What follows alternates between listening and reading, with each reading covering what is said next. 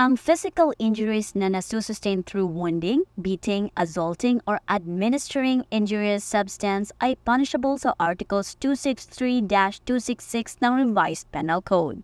Kung ang physical injuries na sinapit ay nagresulta sa pagkaka-incapacitate ng inyong biktima for labor, ibig sabihin hindi nakapagtrabaho from 1 to 9 days o ang kanyang mga sugat ay nag-require ng medical attendance for the same period o di kaya ay hindi naman siya napigilan mula sa pagtrabaho, maaaring magsampa ng kaso for slight physical injuries.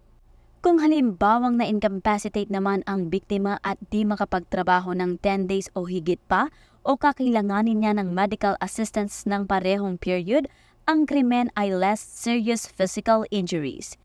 Kung lalagpas naman sa 30 days na hindi makapagtrabaho ang biktima o permanenteng di na makapagtrabaho o di kaya ay nagkaroon ng deformity or mawalan o hindi na magamit ang isang parte ng kanyang katawan o hindi na makapagsalita, makadinig or makaamoy o di kaya naman ay maging insane, imbecile or impotent o bulag, ang krimen ay serious physical injuries.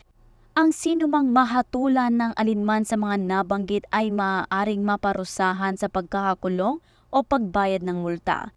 Sa pagsampa ng kasong ito, maaaring mag-file ng petition for issuance of a writ of preliminary injunction with temporary restraining order. Ang preliminary injunction ay isang order granted at any stage of an action or proceeding prior to the judgment or final order requiring a person to refrain from performing a particular act or acts.